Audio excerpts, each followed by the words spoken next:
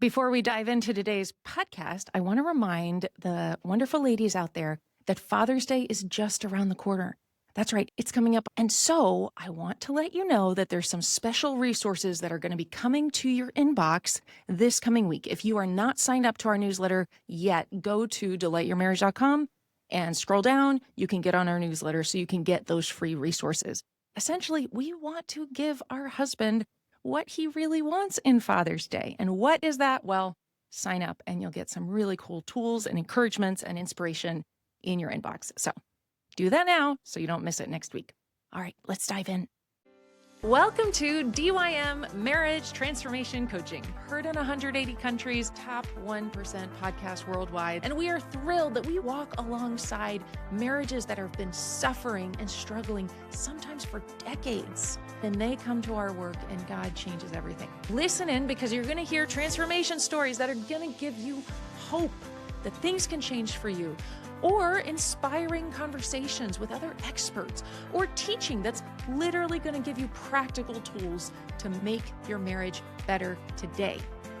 My name's Bella Rose. Here we are. Let's go. Heal intimacy biblically.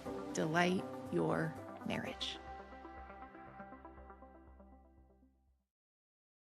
Hey there, DYM world. I'm thrilled that you, listener, are joining. So what we are speaking about today is something that keeps people back from changing. And you're here because you want your marriage transformed, or you want it shifted or tweaked or updated, or you want inspiration and empowerment. And that's what we're doing here. But here's the deal. We don't change as humans without confidence. We don't change as humans without confidence. Confidence is the gas in the engine, if you will, towards transformation. That's why when we bring in a coaching client, the very first lesson is the first requirement for change. That's literally what the first lesson is called. And it's all about faith. Faith, aka confidence. If you don't have faith that when you walk into a room, it's going to be a good experience, you likely are not going to walk into that room. Or when you walk into the room with your spouse, if you assume it's going to be negative and your spouse is going to glance up and then scowl and glance right back at their phone, then you're going to have a negative mindset and it's going to show all over your face. So when you walk into that room, you've got these negative beliefs, which are actually determining what happens in the room.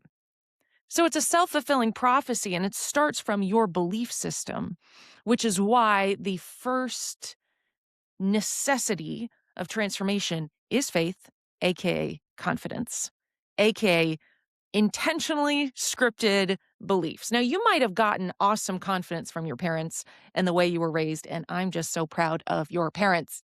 Good for them. Some of us had stellar parents, and guess what?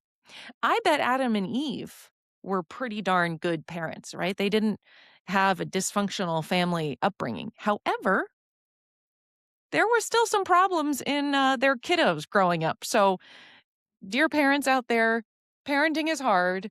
And if your kids make choices that are sad, like, what Cain and Abel did, I can imagine Adam and Eve were really sad about those choices. But we don't actually blame Adam and Eve for that. So us as parents, we can do our very best. But at the same time, kids have to choose their own. And so I want to encourage you, if you are one that was raised with a really healthy sense of self-confidence and you can accomplish pretty much anything you put your mind to, that is awesome. Now, maybe that was handed to you from your parents, right? The way you were raised. Maybe it was handed to you based on just your personality. You woke up from infanthood able to take on the world. That was just who you were. Or maybe this has been super duper intentional. You haven't become a person of confidence because of anything natural at all. In fact, maybe you were bullied as a kid or left out or pushed out or mocked and ridiculed. Okay, that's sad and bad. And now here you are saying, things have to change. I have to be able to make my life better, and I'm the only one who can. You may have started out this journey of life, or you have an ongoing illness or an ongoing sickness or an ongoing suffering in your family life, in your home. Maybe things that other people don't even know about. And so we can either say, I hate it. This is never going to be good. I'll never get through this. And we can just make that decision now. Or we can have some times where it's really hard. And then we pick ourselves back up, dust ourselves back off, and say, okay, but I'm not going to let that keep me down. That is hard. Other people don't have to deal with that. And I'm free. I have a lot of agency to make choices in my life that change things. But it starts with your belief system. I took my son to a uh, essentially new environment, a new kind of culture. And he did a great job figuring out the nuances of this culture. But there were some times that I noticed, oh, okay, there are some changes here, tweaks I'd like to make, and I'll give him that feedback later, and I did. But it was couched within encouragement. Because here's what I would prefer. I would prefer somebody to go forward in confidence and make mistakes than not to go forward at all because they're afraid they'll make mistakes. I remember when I was trying to learn Spanish and these guys who encourage you to learn in a 3-month stint, they're like, you can learn a language in 3 months as long as you focus on making mistakes. So it's kind of funny. This guy's goal was to make 300 language mistakes every single day. 300. Now, why was that his goal? Because when you start to think of mistakes as a goal rather than death, you start to realize, oh, it's not so bad. If I can push through all these mistakes, pretty soon I'm going to get the actual lesson. I'm going to learn it well enough. So pushing through all the mistakes and in turning mistakes into a game and gamifying the process versus this means I'm a terrible person and I'm dumb and I'm stupid and all this if I can't figure it out. So we do this in the work, whether you've been in the academy, which is a program for churches or communities to bring the Delight Your Marriage coursework to a community. You can go to delightyourmarriage.com/academy if you're interested in more information. But what I would encourage you to do is what we encourage ahead of every course, video, or coaching call is we put on our growth mindsets and we use like this physical hand motion. And I ask everyone to do that. And I do that because if we're not used to feeling silly, if we think that feeling silly is the worst thing ever, we won't do it. And we'll just stay in whatever's comfortable. Or it'll take us a very long time to change. So we have people that come into our program that have been suffering in their marriage for 30 years. That means they have been going in the same direction for 30 years. And in 3 months, we're supposed to change the whole thing? And the answer is yeah, that's exactly what is happening here. However, it's because we say you have to be okay with looking dumb and looking silly and looking like you don't have it all together. It starts with a clarity call. That's courageous. That says, hey, I need some help here. I'd like to transform my marriage, but I'm not quite sure how to do it. That takes humility and it takes confidence. A lot of times, people who choose pride, it seems like it's strength, but what it really is it's covering over insecurity. And humility is actually generally, not always, but often is actually confidence. Now, there's certainly a type of something that looks like humility that's not strength in terms of it could just be, somebody whining and sad and in this really hard spot. And listen, I've been there, gosh, recently, and I need other people to have compassion on me and my weakness, right? But humility is actually strength. Humility is actually saying, hey, I'm raising my hand here because I want help. I was in this context not too long ago where there were lots of people who were just a lot farther ahead in the categories that I'm not great at. I'm okay. I'm not I'm not the worst, but I want to get better. And so rather than me pretending the whole time that I've already got it all together, I'm just going to go straight for it and ask the questions. Now, some things I already have, and I don't need to impress them to say, well, I've got all these things figured out, but they've got a lot figured out that I don't have, or even if they have some things that I don't have figured out, I would just by hearing the way they do it gives me ideas on how I can shift things for me. So by the end of this episode, if you have a conviction that it takes confidence for you to learn and it takes confidence for you to grow, and you can choose that confidence through the humility of asking questions, that would be awesome. That would be awesome. Anthony Robbins is a guy I've really been blessed by over the years. Even when I was not a Christian, I would listen to some of his things. And he's traditionally not a Christian. And nowadays he kind of says that he is. I'm not 100% sure what his faith walk is. And I aim not to judge people. But what I will say is that he really encourages people to own their life and to be the one that says, I'm going to change myself. I'm not going to continue in a way that's not working. And I love that. He really is. He says he's not a motivational speaker, but I feel very motivated after speaking to him, after listening to him. And I haven't spoken to him yet. One day, Lord willing. But he has been very inspiring to me to get me energized and motivated to make changes, to own my life.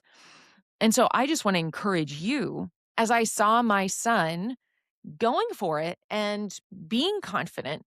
Was he perfect? No. Could I have added to him to do things a little differently? Yes. But the fact that he had the confidence to try makes me proud of him. And I would definitely prefer that. And so I encourage you, dear listener, the confidence to try is far better than being too scared to try. You may have this mindset of, oh, I have to be perfect or I shouldn't even try. And that's so far from good. It's so far away from it. It is pride. It's pride covering over insecurity. You don't want to fail. You don't want to look stupid, so you don't try. And we have this in all sorts of different areas of life.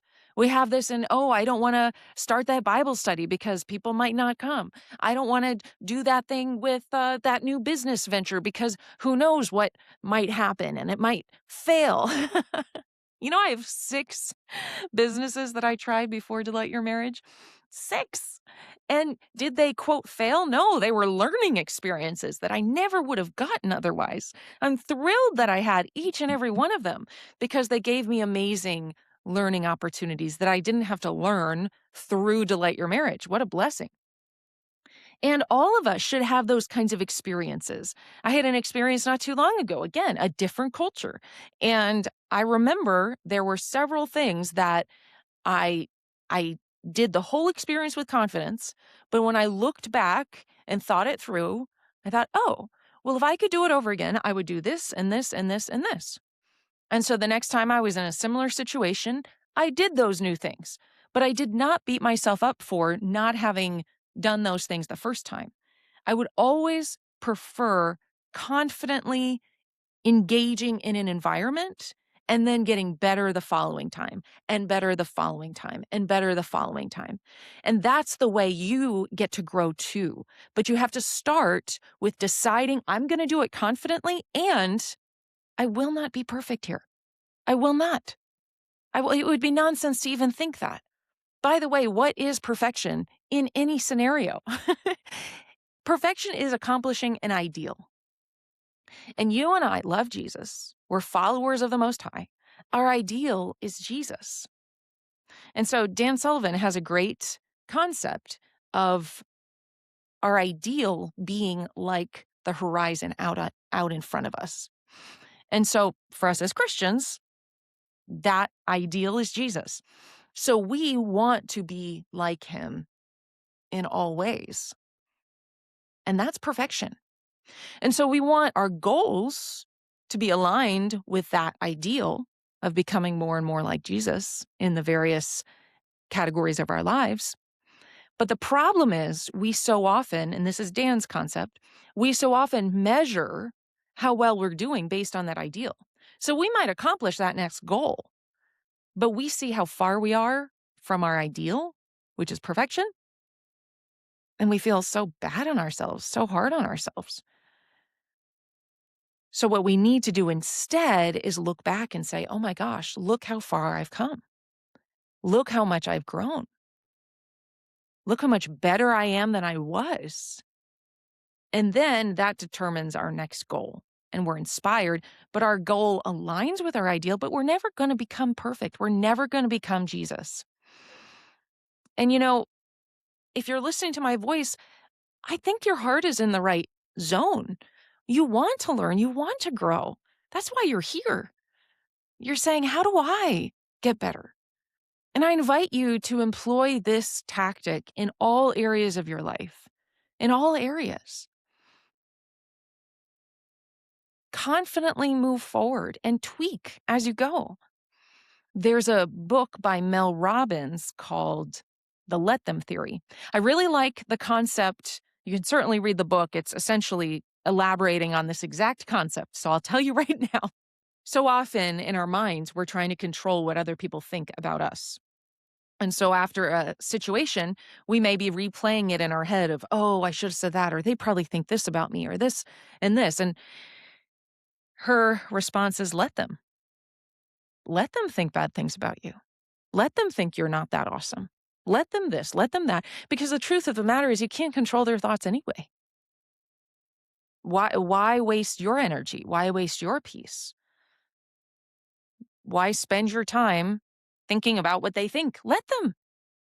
That's okay. It's okay that they think you're weird or not eloquent or not perfect in all these ways. Fine. Turns out you're not. you know? And guess what? 10 minutes later, they might think good things about you. And 10 minutes later, think bad things about you. And that's just the reality of human nature. We love our family, and yet we think bad things about them sometimes. And we have to discipline our minds to think good things about them. Often what we're thinking about is our own decision anyway. It's on us. So no matter how somebody else behaves, I may or may not think bad things about them or good things about them. Or I might just not think about them at all, right? That's you too. So what we get to do is let others think bad things about us if they want. It just doesn't matter. It shouldn't be on our minds. And so if you can gain freedom from that, you'll have more confidence to then grow into the person you actually want to be. See, it's a very bad strategy to fearfully and pridefully pretend that you're further along than you are. I can get in that place too. But when we own who we are, we own where we are, we can confidently ask for advice. We can confidently and humbly recognize we don't have all the answers, but we can also be confident in it. Just because we don't have all the answers doesn't mean we don't have any. Again, you're here because you have had a lot of growth. You have done a lot of things. You have accomplished a lot of goals. Wherever you are in your life, you have accomplishments, and those are worth thinking about, even right now. What are some of your accomplishments? What are some of the things that you're proud of? Even in your marriage, some of your favorite experiences you've had. Think about them now. What about some of the times when your spouse complimented you because you know that you were right on target? What about some of those times that there was this really amazing smile on your spouse's face because you did something awesome for them? Whether it was giving them flowers or some kind of intimacy wonderful thing or some kind of surprise date or what have you. Think about those things. You are a good spouse. You're a good spouse who wants to get better. Bravo to you. Bravo to you. Seriously. You're on your journey. You're on your way. Have the confidence to ask for advice. Have the confidence to say, okay, I'm doing good. I have done good, but now I'm at a spot where in humility, need to get better. Great. Good on you. Don't be scared anymore. Decide it's worth it. I remember there was this time that I was just buckled over in anxiety. Honestly, I can't remember why I was so anxious, but it was something that I did that wasn't perfect, and I was ruminating on it again and again and again.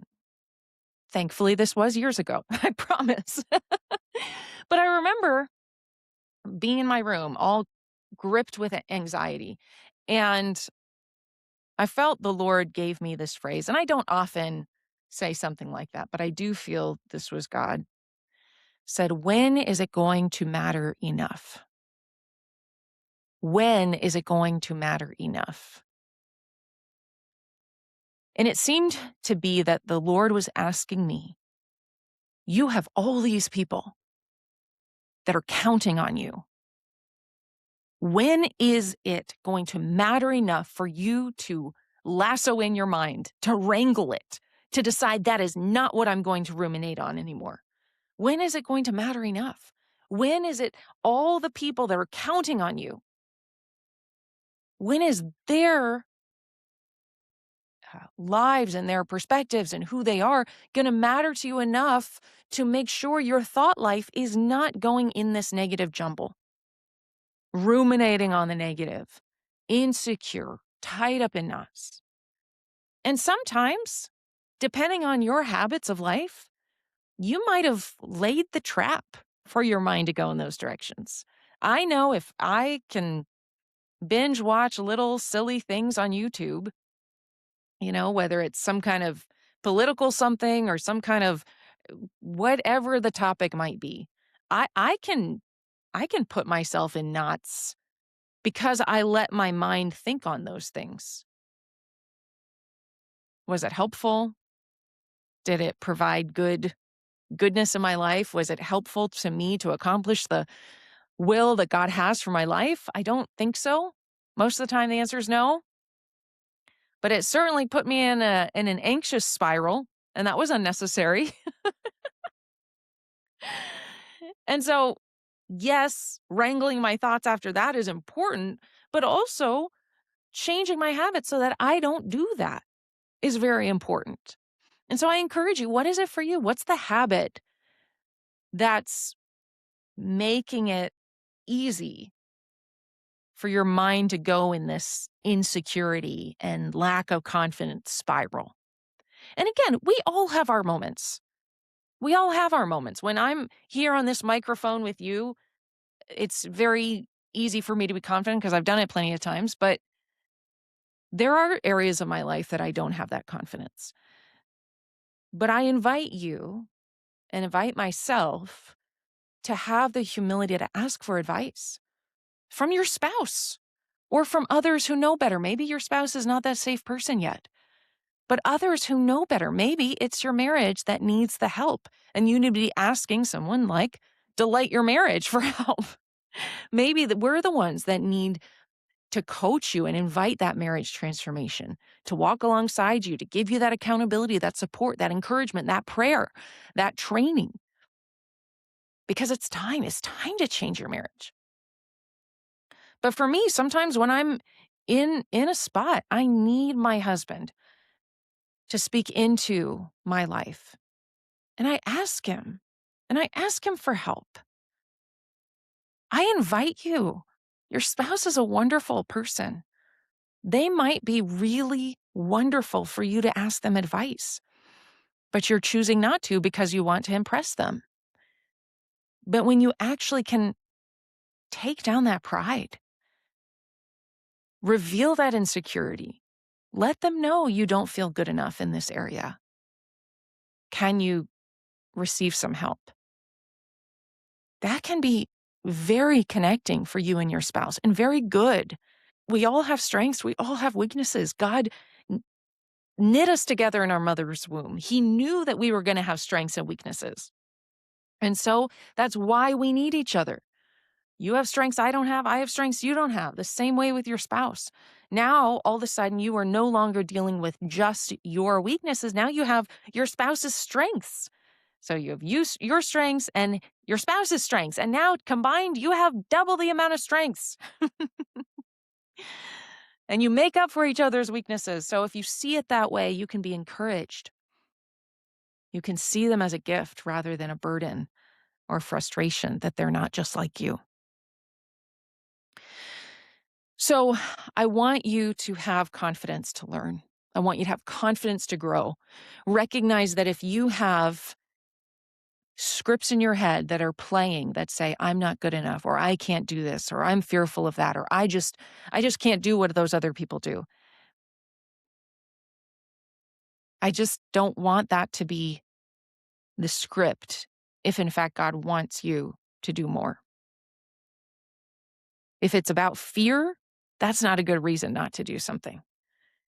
If it's about wisdom, okay. There's a scripture in Proverbs that says the wise person perceives danger and hides himself. I think that's prudence. I think that's wisdom. But is it you're just fearful because you don't believe in yourself or believe that God can do something through you because that's just not your belief system? Well, it might be the way you were raised without those confident scripts. Okay, fine. You need to intentionally write new scripts, write new beliefs for yourself so that you have the confidence to change. What feels comfortable and what feels normal is what you've done again and again and again. It doesn't necessarily mean it's right. Just because something feels normal does not mean it's right. So you and I, need to have the confidence to change and the confidence to grow and the confidence to not decide, oh, well, because I'm growing, I'm going to throw out every bit of wisdom God's given me all these years. No, God's given you lots and lots of wisdom. Hang on to that and then have the confidence to ask for help in the areas you need help. I need help too.